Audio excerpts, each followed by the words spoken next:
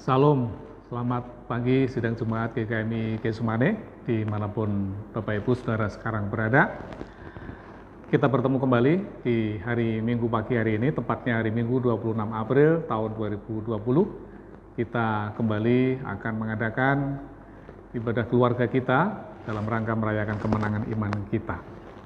Pagi hari ini kita akan bersama-sama beribadah walaupun di rumah, dan ternyata situasi ini akan terus membawa kita untuk beribadah secara online sampai akhir bulan Mei ke depan.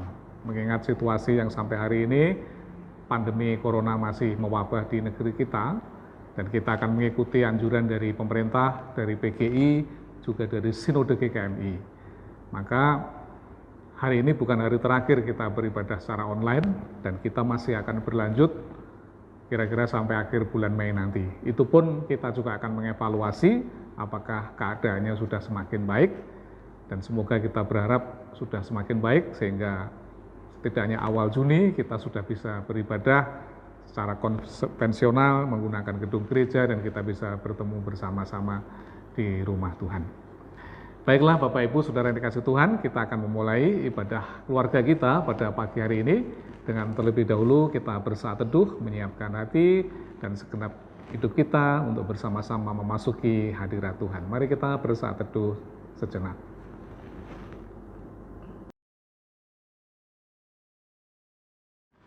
Saudaraku yang dikasihi Tuhan, mengawali ibadah kita pada pagi hari ini, mari kita bersama-sama menyiapkan hati kita untuk memuji dan menyembah Tuhan lewat satu pujian yang berjudul Lebih Dari Napasku. Bapa, pegang tanganku, aku rindu saat teduh bersamamu. Mari kita pujikan bersama-sama.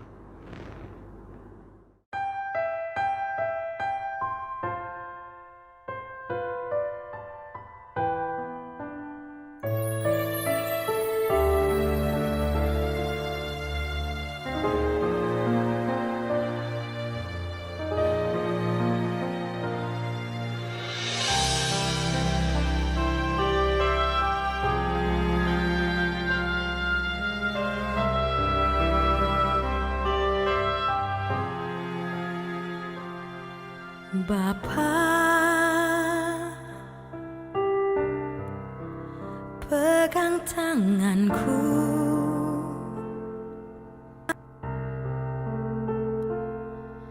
aku rindu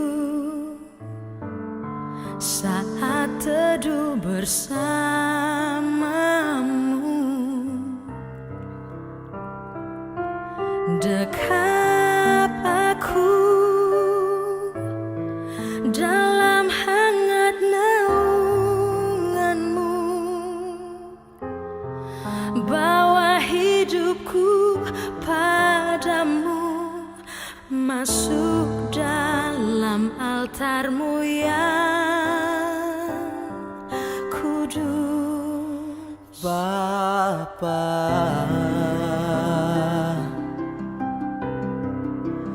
pegang tanganku,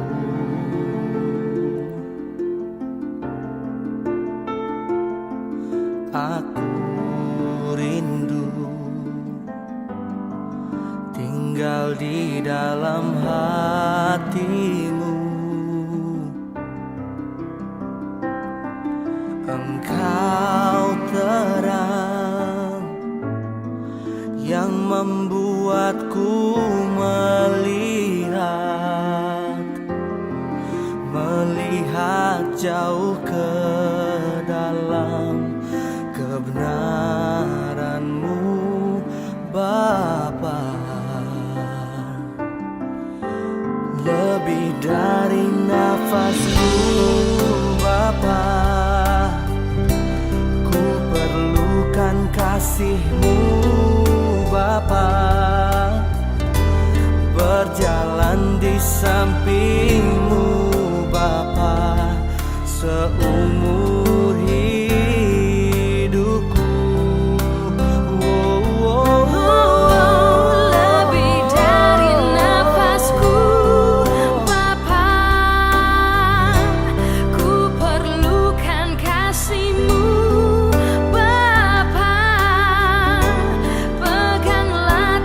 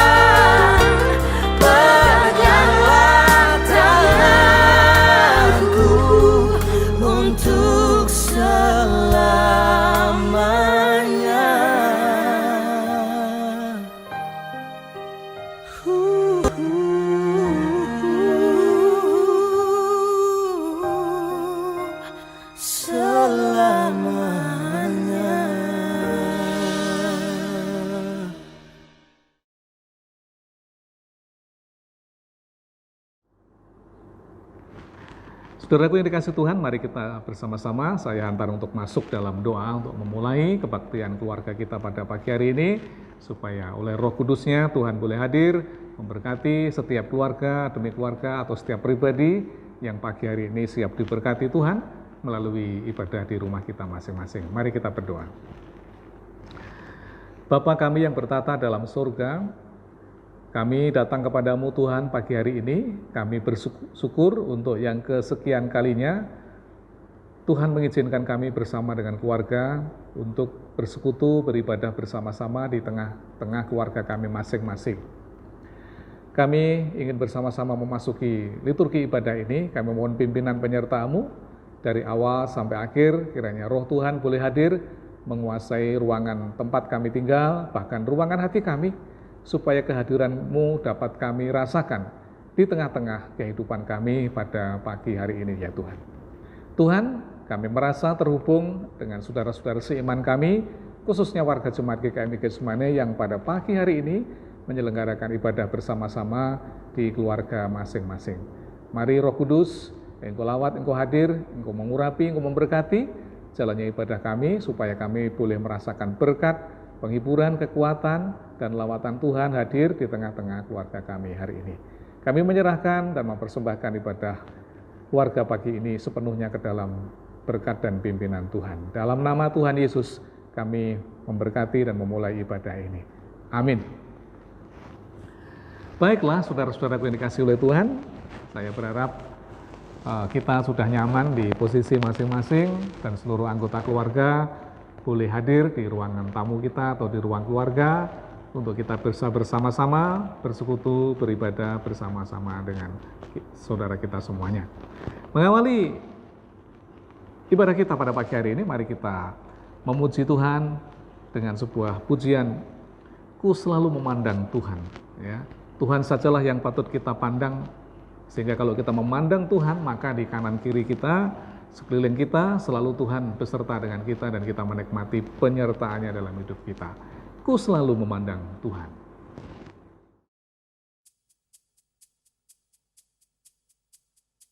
Kiri kananku ada Tuhan, sekelilingku ada Tuhan, dalam hidupku ada Tuhan, Yesus selalu bersamaku.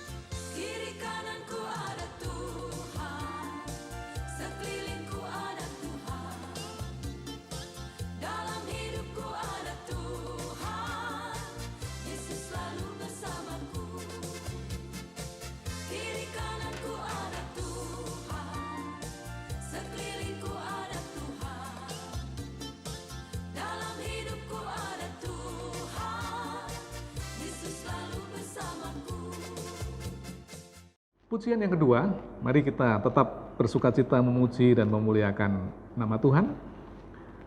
Bersama Tuhan kita bisa melakukan segala perkara besar. Bersama Tuhan kita bisa terbang tinggi, melampaui dan melewati semua pencobaan yang kita hadapi saat sekarang ini. Sebuah pujian yang mengatakan, ku kan terbang tinggi di awan. Mari kita nyanyikan dengan penuh semangat dan penuh dengan sukacita. Lebih dahsyat lagi berbicara.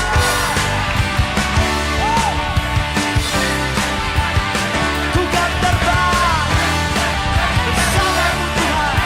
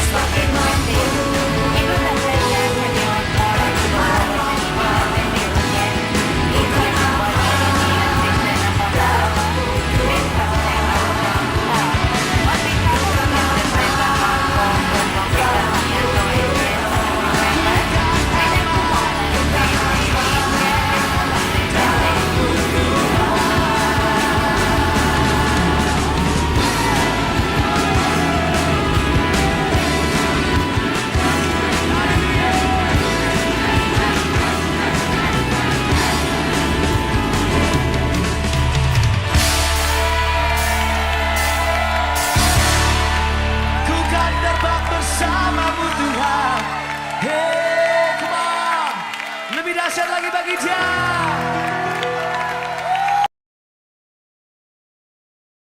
Saudara-saudaraku yang dikasihi oleh Tuhan, tiba waktunya sekarang mari kita akan membuka hati, pikiran kita, roh kita, agar firman kebenaran yang sebentar akan kita dengar, terima bersama-sama, sungguh-sungguh akan menjadi tuntunan bagi perjalanan hidup dan iman kita bersama. Oleh karena itu, sebelum kita menyambut firman Tuhan, kita siapkan hati kita sambil kita mengangkat satu pujian. Aku datang dan ku bersujud. Ya, firman-Mu yang berkuasa untuk mengubah sikap hati. Maka biarlah Tuhan memenuhkan bejana kita ini dengan firman-Nya. Aku datang dan ku bersujud di hadapan-Mu.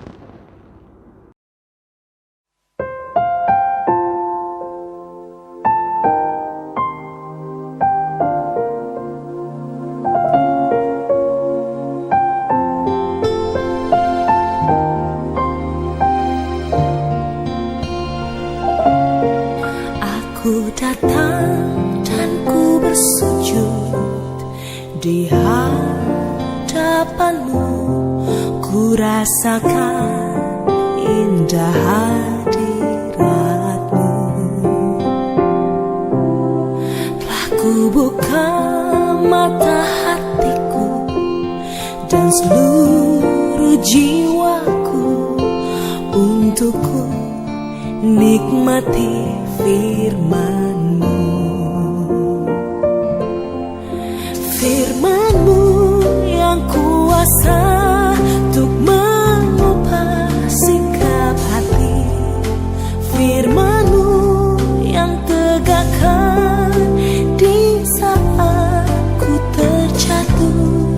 Penuhkanlah bencanaku dengan air sungai-Mu. Ku haus akan firman-Mu.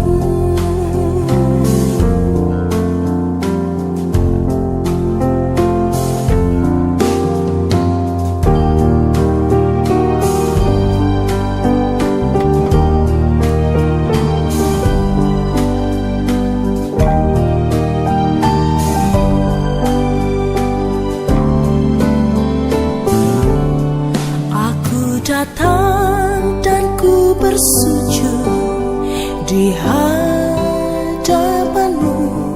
Ku rasakan indah hadirat-Mu.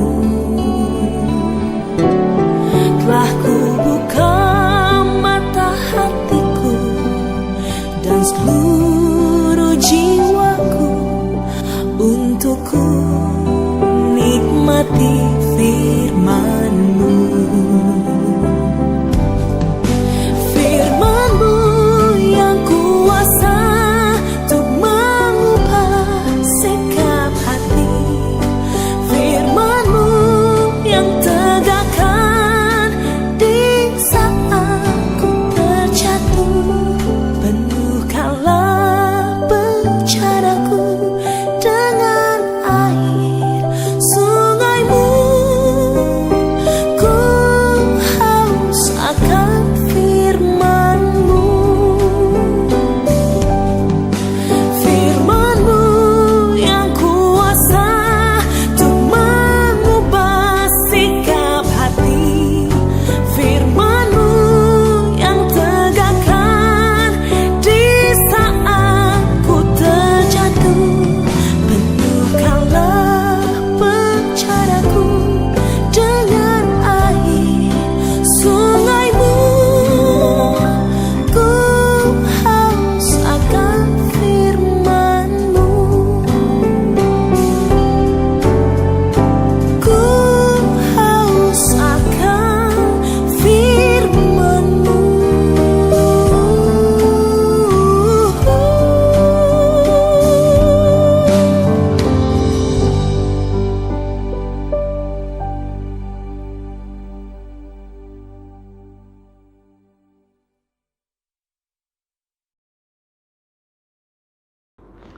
Saudaraku yang dikasihi Tuhan, sebelum kita bersama mendengar firman Tuhan, terlebih dahulu mari kita berdoa, mohon pimpinan penyertaan kuasa Tuhan.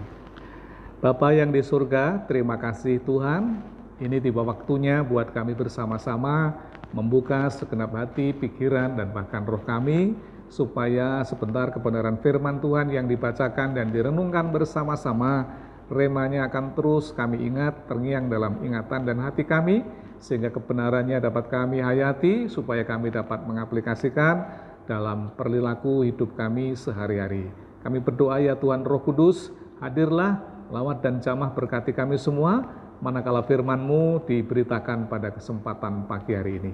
Sekali lagi kami mohon berkat Tuhan atas firman Tuhan yang sebentar dilayankan pada pagi hari ini. Di dalam nama Tuhan Yesus kami menyambut firman Tuhan. Amin. Baiklah jemaat dikasih Tuhan, firman kebenaran yang akan kita renungkan pada pagi hari ini akan kita baca dari Injil Matius pasal yang ke-5 ayat 33 sampai dengan yang ke-37. Sekali lagi Injil Matius pasal 5 ayat 33 sampai dengan yang ke-37, firman Tuhan berbunyi demikian. Kamu telah mendengar pula yang difirmankan kepada nenek moyang kita, jangan bersumpah palsu, melainkan peganglah sumpahmu di depan Tuhan.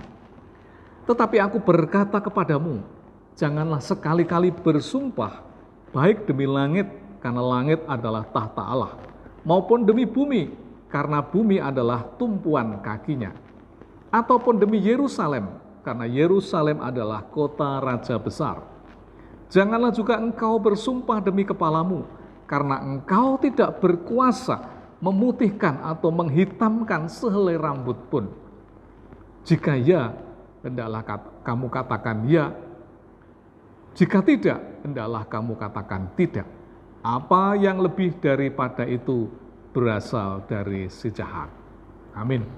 Diberkatilah setiap saudaraku yang dengan sungguh-sungguh mendengarkan dan merenungkan firman Tuhan ini, menghayatinya untuk kemudian dilakukan sebagai pedoman hidup sehari-hari kita. Sekali lagi saya ingin menyapa Bapak Ibu sekalian, Salam Bapak Ibu. Kita bertemu lagi di ibadah keluarga pada minggu hari ini. Firman Tuhan yang sudah kita baca dari Injil Matius 5 ayat 31 sampai 37 ini kita renungkan di bawah tema jujur pada diri sendiri dan jujur kepada orang lain. Jujur pada diri sendiri dan kepada orang yang lain. Sidang jemaat dikasih oleh Tuhan, pada bacaan ini Tuhan Yesus sedang ingin menjelaskan tentang sebuah pengajaran tentang Taurat yang dibaca secara harfiah, tetapi dipertentangkan dengan maksud Allah yang sesungguhnya terhadap umat Tuhan itu. Dan ini yang sedang menjadi perdebatan antara Tuhan Yesus dengan para ahli-ahli Taurat pada masa itu. Tuhan Yesus mengutip ajaran dalam Taurat ini, tetapi bukan secara harfiah, melainkan Tuhan Yesus lebih menekankan pada tujuan Taurat itu disampaikan kepada umat manusia. Yaitu dengan kata lain, sesungguhnya apa sih yang diinginkan oleh Allah melalui Taurat itu terhadap umat manusia? Itu yang dibahas di dalam pasal ini sesungguhnya. Tetapi kita hanya mengambil beberapa ayat, dan di salah satu topik yang diperbincangkan ini adalah sedang membicarakan tentang bagaimana seseorang harus mempertanggungjawabkan setiap ucapan dan kata-katanya di depan sesama manusia, di depan hukum, dan di depan hadirat Allah. Maka hanya dengan hati yang jujur, bersih, dan tulus dalam pergaulan kita sehari-hari, baik dengan ucapan dan perkataan itu, maka sesungguhnya kita bisa menjadi orang yang bisa dipercayai.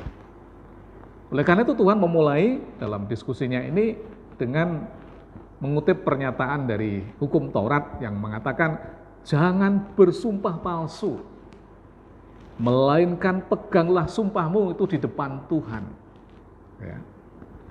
Maka dari pernyataan ini, saudara-saudara, kita dapat menggali kebenaran tentang pentingnya kejujuran, ketulusan, dan kebenaran dari setiap perkataan yang keluar dari mulut kita. Allah tidak ingin ada kebohongan, ada dusta, ada ketidakjujuran. Sesungguhnya Taurat ini bermaksud ingin mengajar kepada kita agar setiap orang bertanggung jawab atas setiap perkataan yang keluar dari mulutnya. Dan itu pula yang ingin ditegaskan oleh Tuhan Yesus kepada para pendengarnya, bahwa setiap orang harus bertanggung jawab atas setiap perkataannya, baik di depan sesamanya, di depan hukum, dan bahkan di depan hadirat Tuhan. Oleh karena itu, ia berkata, jika iya, katakan ya, dan jika tidak, katakan tidak. Jadi perkataan kita mengandung sebuah kebenaran. Oleh karena itu, saudara-saudara yang dikasihi oleh Tuhan, dalam perenungan kita pada pagi hari ini, pembacaan firman ini mau kita renungkan dalam 3 hal. Yang pertama, bahwa sesungguhnya kita diajar supaya jujur dan benar dalam perkataan. Ya, melalui penjelasan ini, ketika Yesus mengutip Taurat ini, sesungguhnya Tuhan Yesus ingin mengajarkan agar kita semua jujur dan benar dalam perkataan. Kalau kita membaca kitab Bilangan pasal 30 ayat 2, firman Tuhan di sana dikatakan, apabila seorang laki-laki bernasar atau bersumpah kepada Tuhan, sehingga ia mengikat dirinya kepada suatu janji, maka janganlah ia melanggar perkataannya itu. Sekali lagi, janganlah ia melanggar perkataannya itu. Haruslah ia berbuat tepat seperti yang diucapkannya. Bilangan pasal 30 ayat yang kedua. Konteks ini, ayat ini adalah ketika orang-orang Israel mengucapkan nasar atau janji di depan Tuhan dan di depan sesamanya. Maka janji itu akan mengikat dia sampai ia dapat menggenapi apa yang diucapkannya. Maka Taurat menuntut, haruslah ia berbuat seperti yang diucapkannya. Jadi, jangan sampai kita mengingkari apa yang kita katakan. Dan ini adalah sebuah prinsip kebenaran. Dan prinsip kebenaran ini adalah berlaku juga bukan hanya di zaman Taurat masa silam. Sesungguhnya sampai pada masa zaman kita hidup sekarang ini pun, bahwa kita harus bertanggung jawab atas setiap ucapan dan perkataan kita. Jika ya, hendaklah kamu katakan ya. Dan jika tidak, hendaklah kamu katakan tidak. Maksudnya adalah jangan sampai ada dusta atas perkataan kita kepada orang lain. Perkataan kita harus mengandung suatu kebenaran yang dapat dipertanggungjawabkan dan bahkan dibuktikan. Ya. Maka kata yang diucapkan orang tidak boleh berbeda dengan kenyataan. Perkataan seseorang tidak boleh berbeda dengan kebenaran yang disepakati bersama. Atau dengan niat yang sesungguhnya ada di dalam hati kita. Jadi apa yang kita ucapkan sesungguhnya sama dengan apa yang ada dalam niat di dalam hati kita. Inilah yang diajarkan oleh firman Tuhan kepada kita. Sehingga tidak ada kebohongan, orang tidak membutuhkan lagi tafsir terhadap apa yang didengar dari perkataan sesamanya. Nah, saudara-saudaraku, di masyarakat ada satu ungkapan yang menurut saya menarik untuk kita cermati. Ungkapannya itu berkata begini, jika seseorang dititipin uang, maka uangnya akan berkurang. Tetapi jika seseorang dititipi perkataan, maka perkataannya itu akan bertambah. Saudara, saya pernah mendapat titipan, sebenarnya bukan uang, tapi barang dari orang lain yang seharusnya disampaikan kepada saya. Dan orang yang mengirim barang itu memberitahu saya. Lalu ketika saya cek kepada orang yang dititipi itu, orang yang dititipi itu bisa bilang, nggak ada titipan.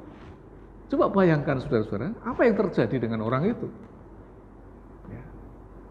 Sebaliknya, saudara-saudara, ketika orang dititipi perkataan, ya, apalagi kalau perkataan itu menyangkut orang ketiga, orang yang lain, ya, maka orang yang kita titipi pesan itu bisa menambah berita, bisa menambah pesan yang jauh lebih ekstrim dan bahkan jauh lebih jahat dari apa yang kita sampaikan.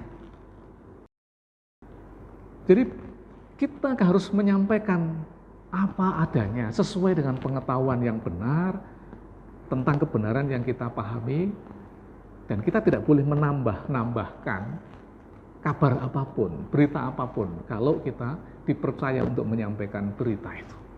Perkataan kita harus mengandung sebuah kebenaran dan kebenaran itu harus bisa dipahami dan diterima bersama-sama sebagai sebuah kebenaran. Sehingga dengan demikian perkataan kita tidak menyesatkan sesama kita.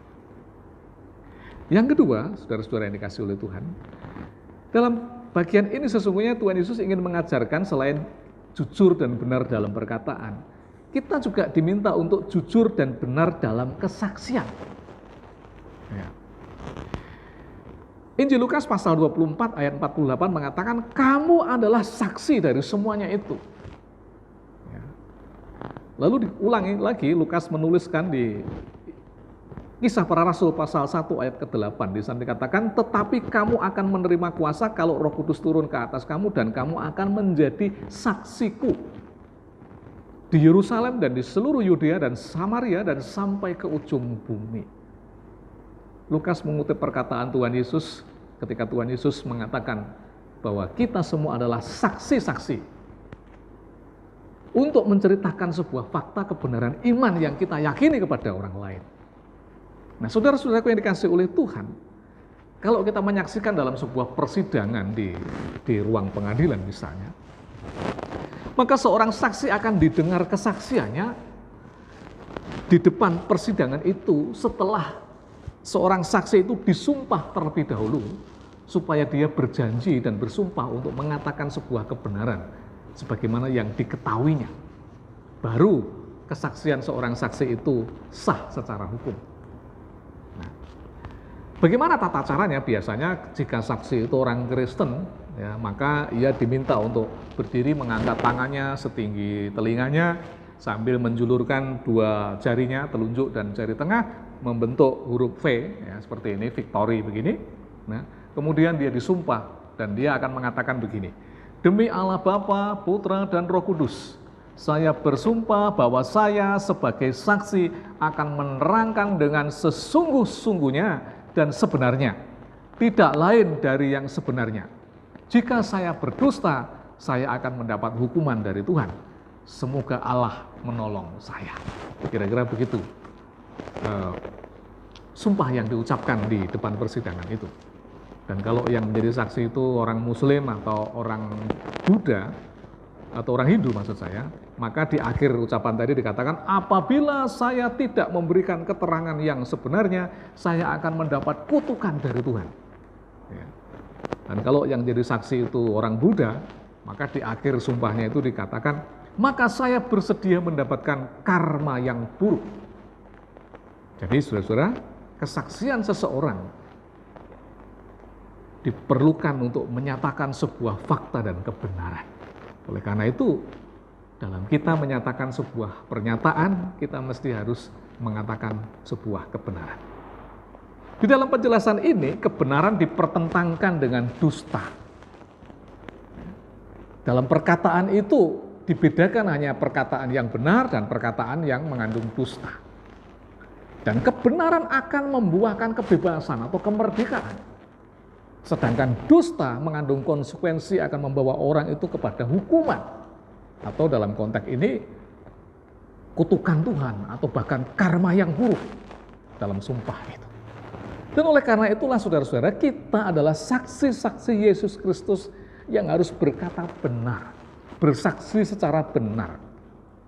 Baik kepada sesama kita, baik di depan persidangan atau kepada para penguasa, terlebih-lebih di hadapan Tuhan.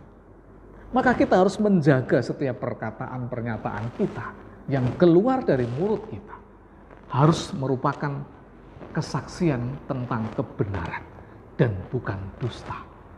Karena Tuhan tidak menyukai hal itu terjadi di dalam kehidupan anak-anaknya. Saudara, beberapa hari yang lalu saya lihat di berita bahwa di Semarang, di Rumah Sakit Pusat Karyadi, Rumah Sakit Umum Pusat Karyadi di Kota Semarang, terjadi kehebohan karena kurang lebih ada sekitar entah 35 atau 46 tenaga medisnya, termasuk ada dokter, perawat, dan pelayan di rumah sakit itu didiagnosis positif terkena corona. Dan Pak Gubernur dalam wawancaranya mengatakan itu terjadi salah satu penyebabnya karena ketidakjujuran para pasien yang datang berobat di rumah sakit itu. Para pasien yang sebenarnya dia positif corona, atau mungkin juga tidak tahu kalau dirinya corona. dan tidak pernah berkata benar. Para pasien yang datang itu tidak mengatakan bahwa dia barusan pulang dari perjalanan dari kota tertentu yang merupakan zona merah penyebaran virus corona itu. Sehingga tim medis yang menerima pasien ini tidak curiga bahwa pasiennya ternyata membawa virus corona dan akhirnya bisa menjangkiti kepada para tim medis itu. Intinya apa? Di situ tidak ada kejujuran. Ya, seandainya para pasien itu jujur mengatakan bahwa saya barusan pulang dari Jakarta, dari zona merah, tentu para pelayan medis itu akan mengenakan APD selayaknya protokoler dalam hal menangani kasus corona ini. Sekali lagi, kejujuran membuahkan kemerdekaan atau kebebasan dan dusta membawa hukuman. Dan oleh karena itu kita harus menggunakan perkataan kita dengan jujur dan benar. Yang ketiga, saudara-saudara, yang kita renungkan dari pembahasan ini adalah jujur dan benar dalam ikrar dan janji. Firman Tuhan di kitab Ulangan pasal 23 ayat 21 berkata demikian. Apabila engkau bernasar kepada Tuhan Allahmu, janganlah engkau menunda-nunda memenuhinya. Sebab tentulah Tuhan Allahmu akan menuntutnya daripadamu, sehingga hal itu menjadi dosa bagimu. Saudara, ikrar atau janji adalah pernyataan yang mengikat antara kedua belah pihak. Baik yang menyatakan janjinya atau si penerima janji itu. Dalam janji itu sesungguhnya mengandung sebuah komitmen yang harus dilaksanakan dan harus digenapi. Jika tidak, maka akan terjadi perselisihan di antara dua belah pihak yang sedang berjanji itu tadi. Oleh karena itu, selain Yesus yang mengatakan jika iya katakanlah iya, Rasul Yakobus di suratnya pasal 5 ayat 12 juga mengatakan, jika iya hendaklah kamu katakan iya, jika tidak hendaklah kamu katakan tidak, supaya kamu jangan kena hukuman. Apalagi di konteks ini adalah tentang janji. Dalam berjanji sesungguhnya kita itu sedang memberikan benih-benih pengharapan kepada orang yang kita janjikan itu. Nah, dan benih itu tentu akan terus bertumbuh dalam bentuk harapan. Kapan pemenuhan dari sebuah janji itu? Dia akan menunggu dan menantikan bahwa apa yang dijanjikan oleh pihak pertama tadi pasti akan tergenapi, dan saat itu dinanti-nanti. Maka janji itu ibarat menaburkan sebuah benih yang terus bertumbuh sampai nanti menunggu buahnya, yaitu saat penggenapan janji itu. Tetapi saat kita tidak dapat menepati janji, itu sama halnya kita dengan mengeringkan hati orang itu. Dan tentu kering pula lah benih harapan orang itu ketika janji itu tak bisa kita wujudkan dalam pemenuhannya. Maka saudara-saudara yang dikasihi oleh Tuhan, berjuanglah untuk selalu menepati janji. Apa yang kau janjikan kepada pihak lain, kepada orang lain, itu ibarat Anda sedang menaburkan benih yang bertumbuh dalam hidup orang itu. Dan jika Anda tidak bisa memenuhi janji itu, sama dengan Anda mengeringkan kembali benih yang sudah bertumbuh itu, dan membuat harapan itu menjadi mati kering. Dan itulah yang tidak dikehendaki oleh Tuhan. Tuhan menuntut supaya kita jujur dan benar dalam ikrar dan janji. Oleh karena itu, mungkin kita pernah tidak setia dengan janji itu. Mungkin Anda telah mengingkari janji Anda dengan orang lain. Mungkin Anda telah mengingkari janji kesetiaan Anda dengan pasangan Anda. Mungkin Anda pernah janji setia untuk melayani dan belum bisa menggenapinya. Mungkin Anda juga pernah berjanji untuk menyelesaikan misalnya utang piutang atau pinjam meminjam, dan saudara belum menepatinya. Maka saudara dituntut untuk terus bisa menepatinya. Mungkin kita selama ini juga punya komitmen atau berjanji ingin melakukan kebenaran firman Tuhan secara konsisten dalam perilaku hidup kita sehari-hari. Maka genapilah janji-janji itu. Ya. Mungkin kita juga melakukan janji-janji yang kecil saja kepada anak-anak kita. Kalau nanti lulus sekolah, kalau kamu nilainya bagus, nanti papa atau mama mau belikan sesuatu. itu juga harus ditepati. Karena orang yang mendengar janji kita itu sesungguhnya sedang menyemai benih pengharapan. Dan pengharapan itu terus akan bertumbuh dan berkembang sampai menunggu buahnya, yaitu penggenapan daripada apa yang kita janjikan itu. Mari saudara-saudaraku yang dikasihi oleh Tuhan, mungkin selama ini kita kurang setia dengan janji-janji dan ikrar kita. Mari kita bertobat dan menyesal, membangun komitmen baru untuk bisa menepati semua janji-janji kita. Sehingga perkataan dan pernyataan kita ini bisa dipercayai oleh banyak orang. Sekali lagi, saudara-saudaraku yang dikasihi Tuhan, marilah kita berintrospeksi diri. Mungkin selama ini kita telah menjadi tidak jujur dalam perkataan kita, baik kepada diri sendiri maupun kepada orang lain. Mari kita bertobat dan berkomitmen untuk memelihara kejujuran dalam perkataan kita. Karena Tuhan telah memanggil kita untuk menjadi saksi-saksinya, yaitu untuk memberitakan tentang kemesiasannya kepada dunia ini. Maka dibutuhkan perkataan, kesaksian, dan komitmen yang jujur dan benar dari setiap perkataan kita. Kiranya Tuhan memberkati saudaraku semua melalui kebenaran firman-Nya pada pagi hari ini. Mari kita berdoa. Terima kasih Tuhan, kami mengucap syukur pada pagi hari ini. Kebenaran firman-Mu mengajar kepada kami supaya kami menjadi orang yang jujur pada diri sendiri dan kepada sesama kami. Jujur dalam perkataan kami, jujur dalam kesaksian kami, jujur dan benar pula dalam hal janji atau ikrar yang pernah kami buat. Dan kiranya Tuhan memampukan kami untuk menjadi orang yang memiliki integritas. Apa yang kami ucapkan, itu pula yang kami lakukan dalam kehidupan kami. Berkati setiap sidang Jumat GKMI Getsemani Tuhan, agar mereka menjadi orang-orang yang bisa dipercaya dalam perkataan, dalam pernyataan, dalam kesaksian, dalam ikrar dan janji, dan dalam perilaku hidup sehari-hari. Terima kasih Tuhan, kami mengucap syukur atas firman-Mu ini, di dalam nama Tuhan Yesus. Amin. Saudaraku yang dikasihi oleh Tuhan, tiba waktunya kita akan bersama-sama masuk di dalam doa-doa syafaat kita. Ada beberapa pokok doa yang akan kita doakan pada kesempatan pagi hari ini.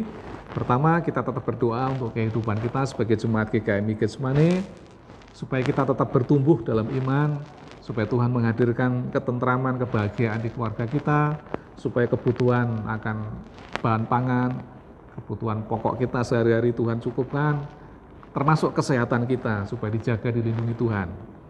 Kita juga berdoa untuk pelayanan di gereja kita yang terkendala oleh karena virus corona ini sehingga tidak bisa berkegiatan, tetapi kita tetap mendukung dalam doa untuk rencana renovasi gedung, rencana pergantian majelis, rencana pergantian pengurus panitia hari raya, ya, acara rencana retreat keluarga, rencana ulang tahun gereja, supaya semuanya itu kelak bisa dilaksanakan ketika kita sudah melewati badai COVID-19 ini. Dan berdoa untuk bangsa kita, pemerintahan kita yang berupaya keras bagaimana menghalau virus corona ini, supaya kebijakan-kebijakan pemerintahan pusat dapat diikuti oleh daerah untuk mempercepat proses penghentian penularan virus corona ini. Doakan para dokter, tim medis, perawat, relawan, supaya mereka tetap semangat dalam menjalankan tugasnya dan mereka dilindungi oleh Tuhan. Berdoa pula untuk keluarga kita masing-masing dengan beban pergumulannya. Dan yang terakhir, berdoalah untuk persembahan yang sebentar kita akan berikan kepada Tuhan. Itu pokok-pokok doanya. Sebelum kita berdoa, saya beritahukan bahwa selama saudara akan berdoa, nanti video bisa di-post sehingga tertera di layar hanya pokok-pokok doanya. Lalu sebelum kita berdoa, mari kita bersama-sama angkat satu pujian yang judulnya Doa Mengubah Segala Sesuatu.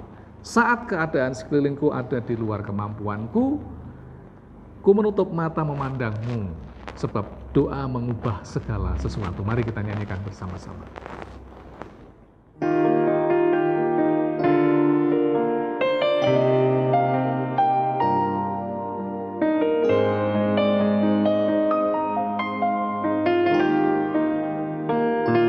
Saat keadaan sekelilingku ada di luar kemampuanku,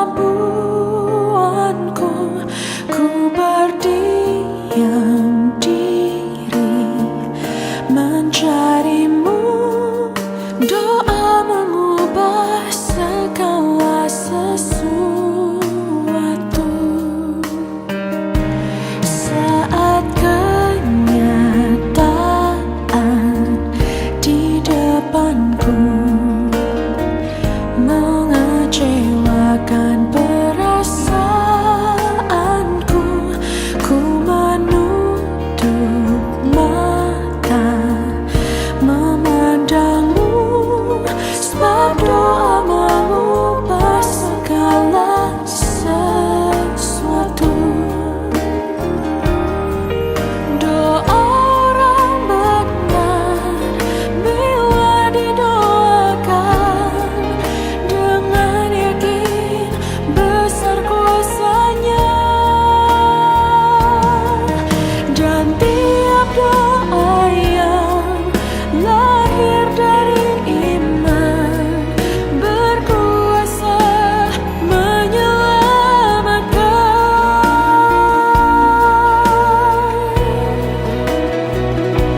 Seperti mata air di tanganmu, mengalir kemanapun kau mau. Tiada yang mustahil di matamu. Doa mengubah segala sesuatu.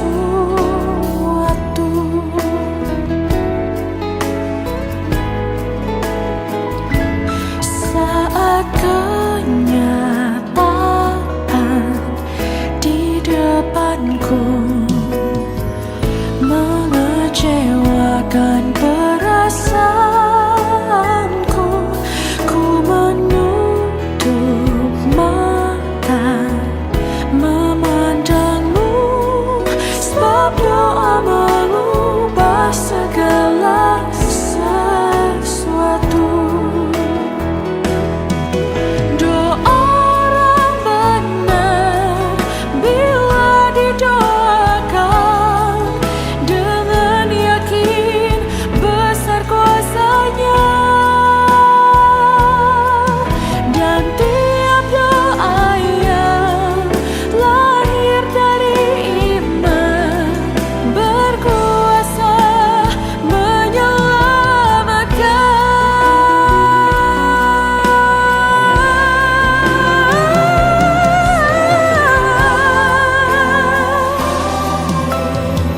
Di tanganmu mengalir kemanapun kau mau. Tak ada yang mustahil. Doa mengubah segala sesuatu. Sebab doa mengubah segala sesuatu.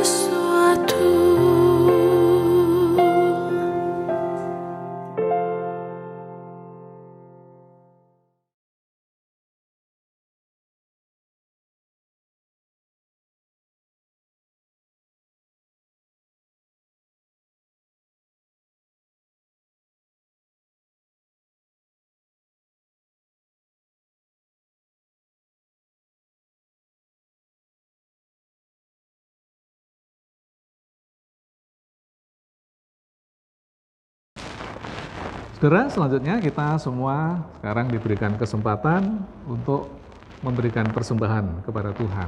Ada beberapa cara bagaimana persembahan saudara bisa sampai ke perbendaharaan di gereja. Pertama, kumpulkanlah, simpan dalam amplop tersendiri, dikasih catatan tanggal berapa.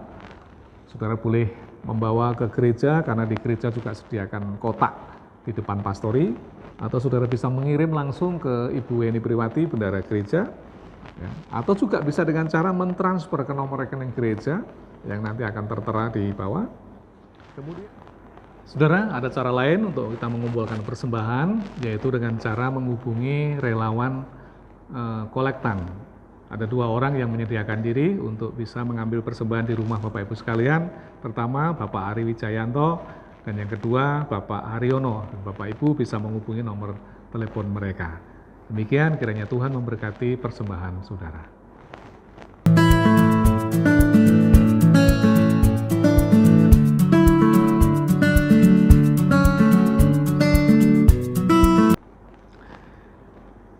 Sidang Jemaat dikasih Tuhan, sekarang kita sampai pada penghujung ibadah kita. Mari kita akan akhiri ibadah kita pada pagi hari ini. Dan kita akan bersemangat menjalani hidup kita di sepanjang minggu ke depan dengan mohon tuntunan penyertaan Tuhan.